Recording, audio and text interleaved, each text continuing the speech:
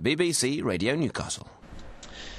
Now, are you trying to lose weight? TV presenter Anne Diamond has struggled with her weight for many years, but she's now had weight loss surgery and she says it's working. So much so that she's coming to Newcastle to tell people about it. Well, Anne, or at least what's left of her, is on the line now. Hello, Anne. I like that, what's left of me. Hi. Hi, good afternoons. So have you always had a weight problem then, Anne?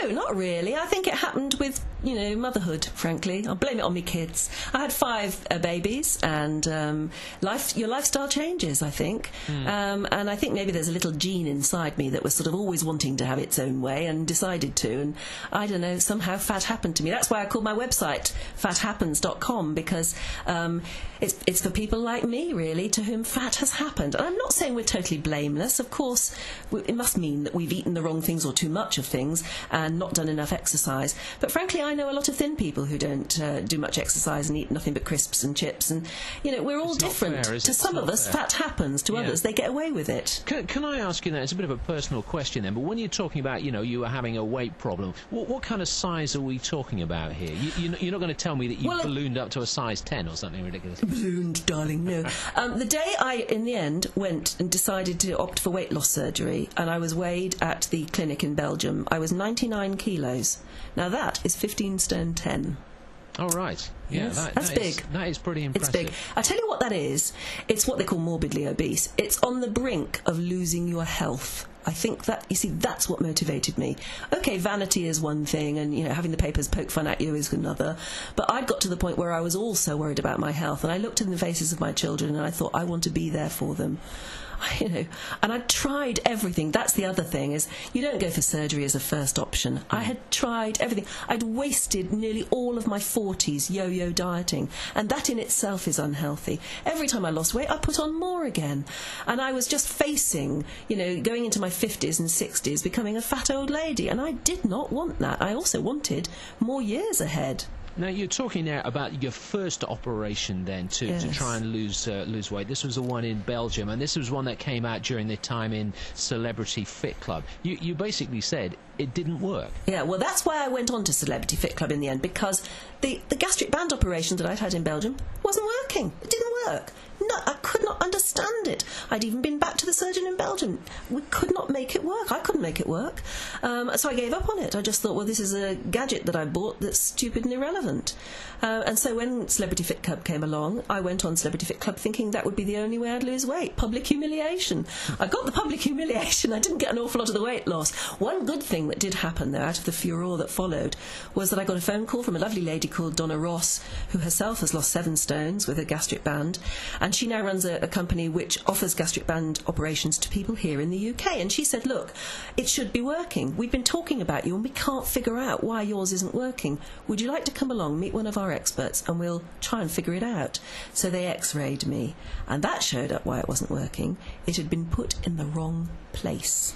Oh dear. Now you start to see why I've got a story to tell. Okay. Not just to make it interesting, but to serve as a warning to others. Now, the person who discovered all of this and eventually fitted another gastric band and made it work is sitting next to you, I think, Mr. Shaw Summers, your surgeon. Hello, Shaw, good afternoon. Good afternoon. So tell us then about this gastric band. It sounds like some sort of medieval torture. What is it? How does it work? Well, it's one of the options that overweight people can use to help gain control of their eating habits and lose weight.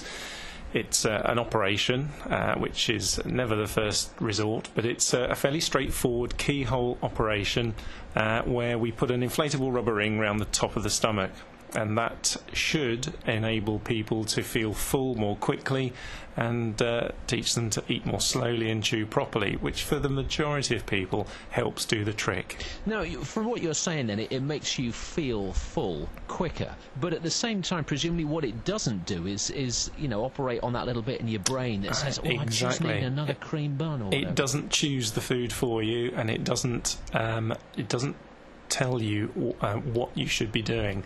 So you've got to work with it and you've got to understand it. And part of the reason why Anne was struggling so much is that she went and bought a band from a surgeon who just put it in, and then she came home again and she had none of the coaching, none of the information or the support to help her make it work. added to the fact that it wasn't done particularly well, so that when I came to reoperate and put the band in the correct place, actually around the stomach, it all clicked into place for Anne.